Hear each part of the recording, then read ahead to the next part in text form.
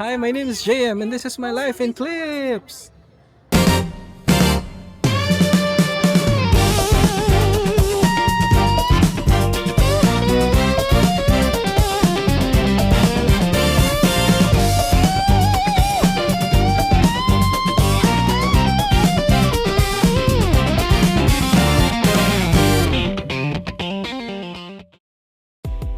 Morning guys.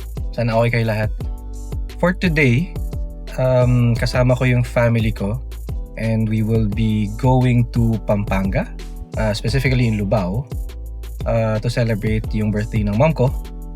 And ang gusto kong i-vlog for today especially is yung pupuntahan naming amusement park dun sa Lubao, which is the Pradera Island Theme Park.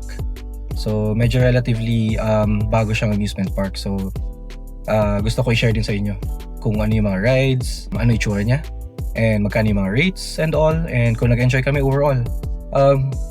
Weather ngayon medyo cloudy. Hopefully hindi naman tumuloy-tuloy ang ulan. Pero yeah, samahan niyo ako sa trip na to with my family.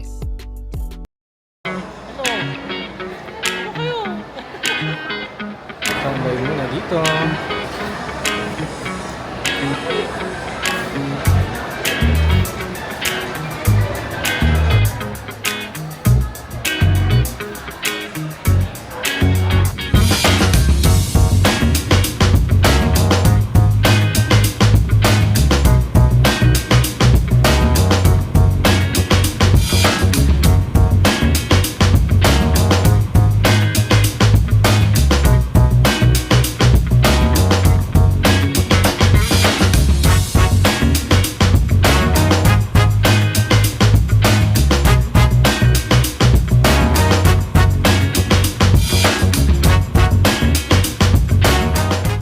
Hi everyone!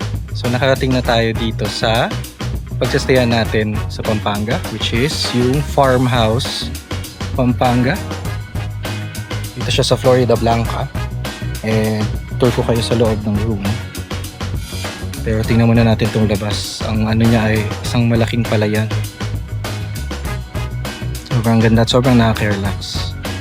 So pasok tayo sa loob. So dito na agad ang kitchen. At isa sa mga features niya itong tree house. At nandito tayo sa unang room. Hello birthday girl! Ano? Purple loft.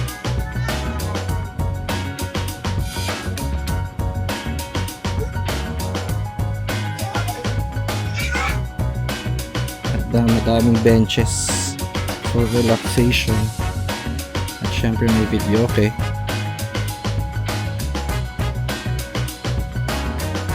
At sabi nung may-ari, pwede daw mag-video hanggang 12 midnight.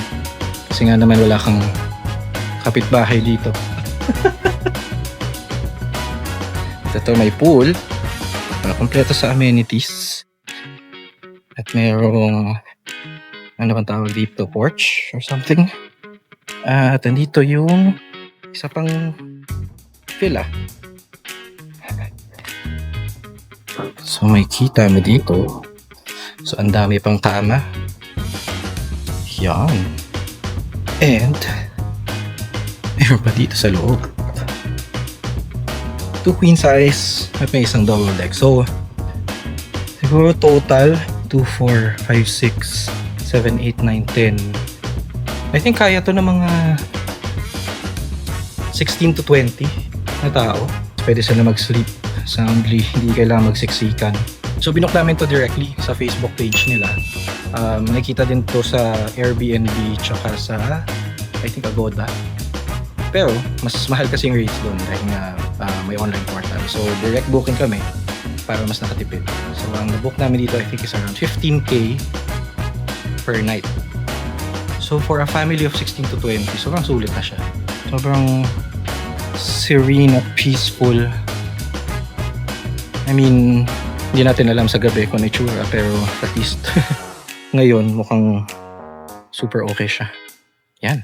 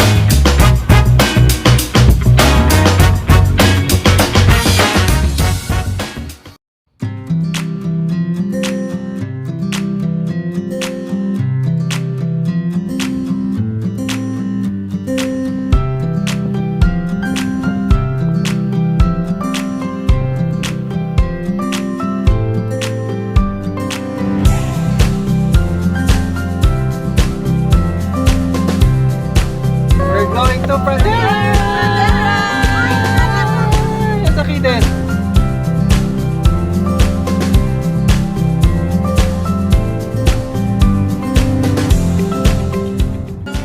Okay then, let's go! Yay! Ito tayo.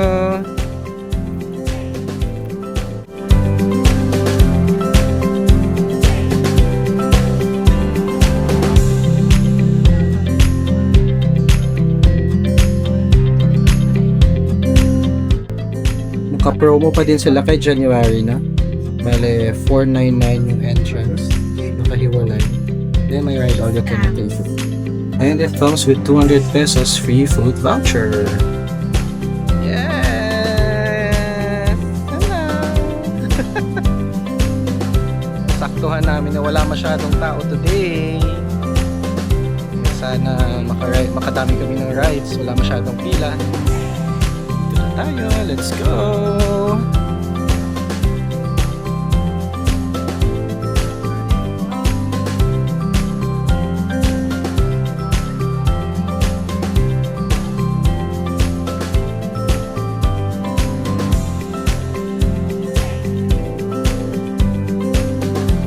Meron din silang program. May fountain show later. Meron din cultural presentations, marching band. Tapos sa end of the day, may fireworks display. Pang natin.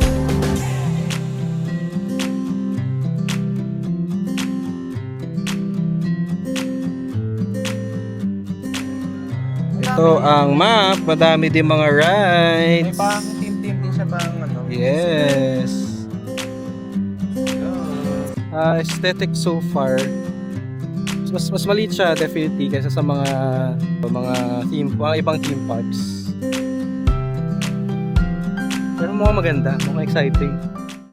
First ride, Lago Verde Cruises. So chill ride lang siya. As in, ikutin niya lang yung itong buong lake. Bye bye, Sky! Halika na!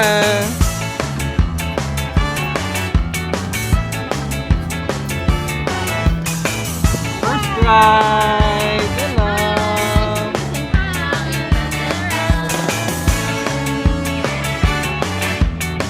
The view of Mount Arayat. Artificial Mount Arayat.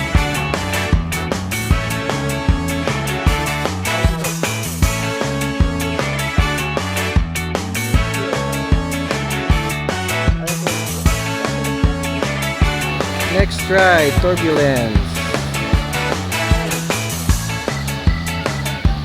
Let's go!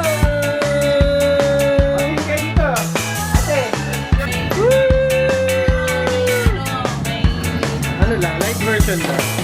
Ay, umiikot!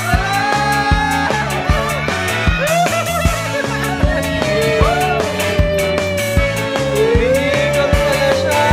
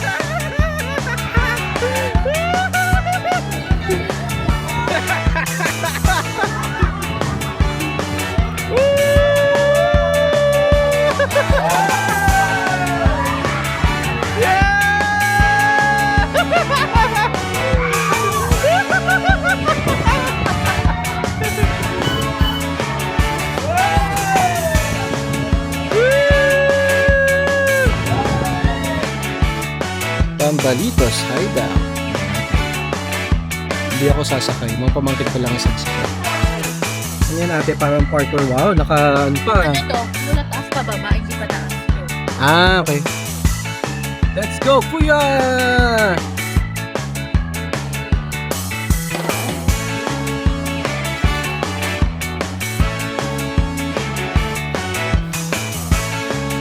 Taas.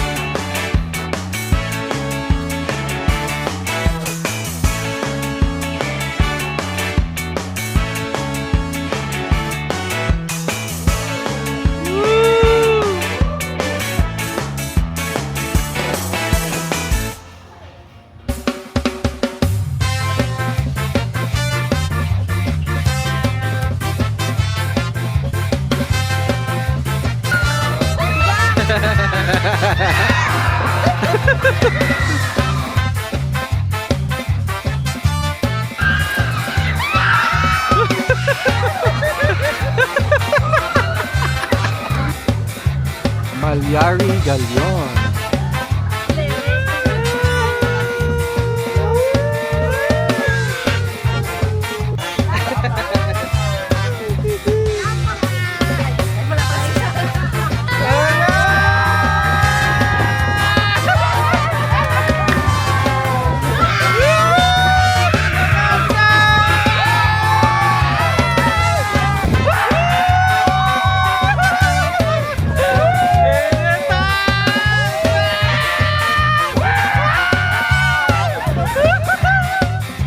Ay, ni Arling pa siya.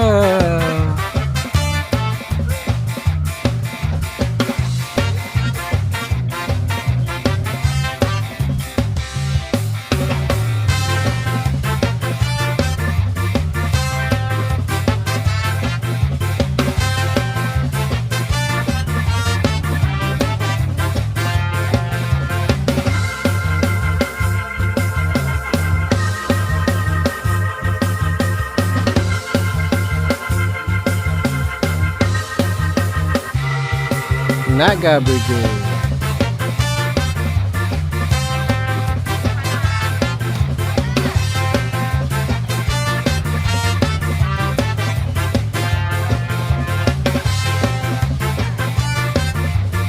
Lago Launcher.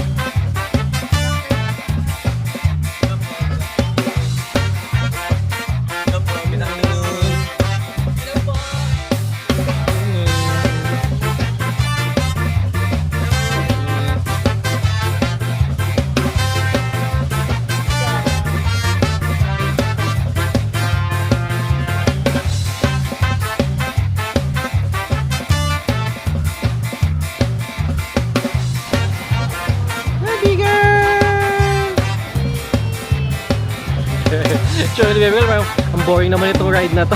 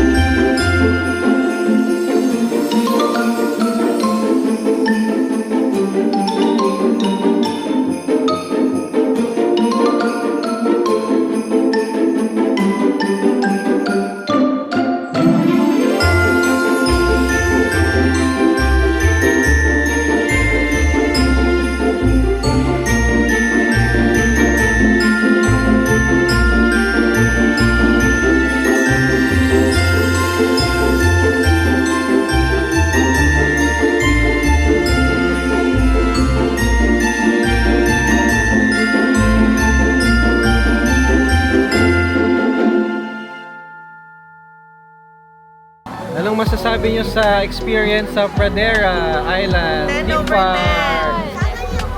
Sabi ka dito kay Dito ano yung favorite mo na ride dito? Or ano, attraction yung pinuntahan mo? Roller coaster. Roller coaster. Paano yung horror house? Yung Ayaw mo nun? Takot ka dun eh. Happy birthday! Happy birthday, Mama!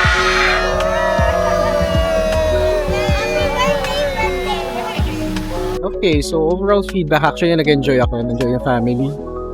Nasa soft opening pa kasi sila, so hindi pa bukas lahat ng rides. Pero yung mga nasakyan namin, as in for kids talaga siya, pero fun naman siya. Siguro, baka din na factor yung wala masyadong pila so far, pero okay siya. The food, okay din yung food. Masarap din yung pagkain. Tapos yung overall feel ng resort itself is sobrang fun, sobrang awkward. So overall, would I recommend it? Yes, definitely. Kasi habang bago pa siya around, patuloy pa yung facilities. Yun lang guys, thank you. Thank you for joining me again. See you on the next one.